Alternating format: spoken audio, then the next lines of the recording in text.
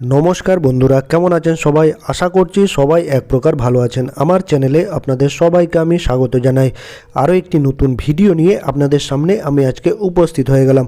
বন্ধুরা, আমি আজকে আপনাদের ফেসবুকের এমন একটি গুরুত্বপূর্ণ সেটিংস শিখিয়ে দেবো, যে সেটিংসটি আপনারা শিখে নিলে আপনারা যদি ফেসবুকের কমেন্ট করতে পারছেন না বা ফেসবুকে লাইকও করতে পারছেন না, এই সমস্যাটা সমাধান কিভাবে করবেন আজকের এই ভিডিওতে দেখিয়ে দেবো। তো সম্পূর্ণ ভিডিওটি আপনারা দেখতে থাকবেন। আশা করছি এই ভিডিওটি আপনাদের অনেক অনেক উপকারে আসবে।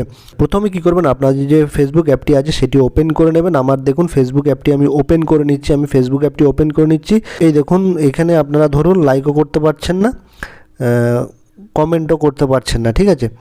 তো এটার বিভিন্ন কারণ থাকতে পারে। আমি আপনাদের প্রথমে বলবো যে এই প্রোফাইলে যার প্রোফাইল সে হয়তো বিভিন্ন রকম সেটিং করে রাখতে পারে, যাতে তার পোস্টে কেউ কমেন্টও করতে না পারে, লাইকও করতে না পারে। সেরকম অনেক সময় সেটিং করে দিয়ে থাকে, ঠিক আছে? সেই জন্য হয়তো আমরা লাইক করতে পারি না বা কমেন্ট করতে পারি না, ঠিক আছে? তো এটা তো তার যার প্রোফাইলের সেটিংয়ের ব্যাপার। সে কাকে নিজের পোস্টে লাইক করতে দেবে, কমেন্ট করতে দেবে, সেটা তাদের ব্যাপার। এটা যদি করে থাকে সেটা আপনারা সলভ করতে পারবেন না। আর অনেক সময় কী হয়, আমরা ধরুন একটা পোস্টে বারবার কিন্তু একই রকম কমেন্ট করতে থাকি, অর্থাৎ লিখতে থাকি। ধরুন একই কমেন্ট, ধরুন এই পোস্টটা আমার ভালো লেগেছে, ভেরি গুড ভেরি গুড, এরকম আমরা কী করি, লাইক দিয়ে দিই, very good very good very good, এরকম কিন্তু বারবার একই কমেন্ট কিন্তু ওই পোস্টটাতে হতে থাকে, ঠিক আছে? ধরুন ভেরি গুড আমি 10 বার 12 বার 15 বার এরকম লিখে সেন্ড করে দিলাম, ঠিক আছে, এখানে লিখে। তো এটা কি হয়, ফেসবুক মনে করে এটা স্প্যামিং হচ্ছে, সেই জন্য কিন্তু আপনার কমেন্ট করা বন্ধ করে দেয় বা লাইক করা বন্ধ করে দেয়, ঠিক আছে?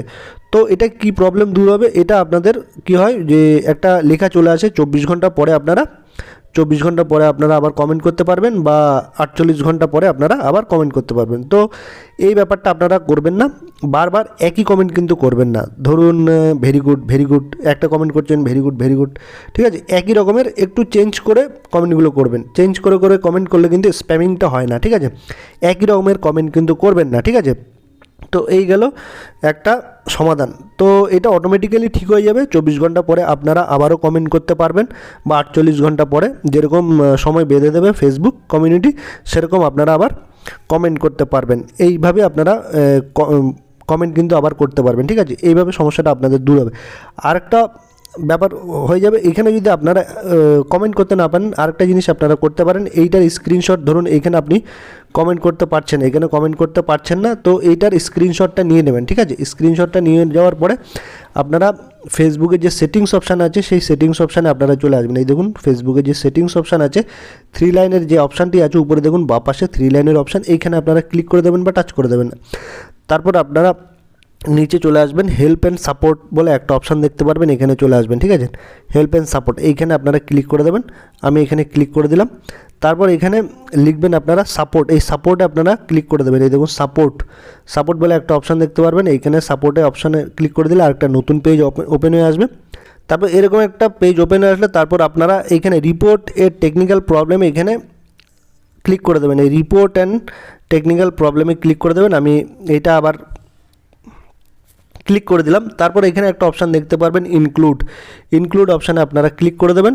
ইনক্লুড অপশানে আমি ক্লিক করে দিলাম। তারপর এইখানে আপনারা একটা অপশানে ক্লিক করে দেবেন, এই প্রোফাইল বলে একটা অপশান দেখতে পারবেন, এইখানে চলে যাবেন, এই প্রোফাইলে চলে আসবেন। এই প্রোফাইলে আমি ক্লিক করে দিলাম।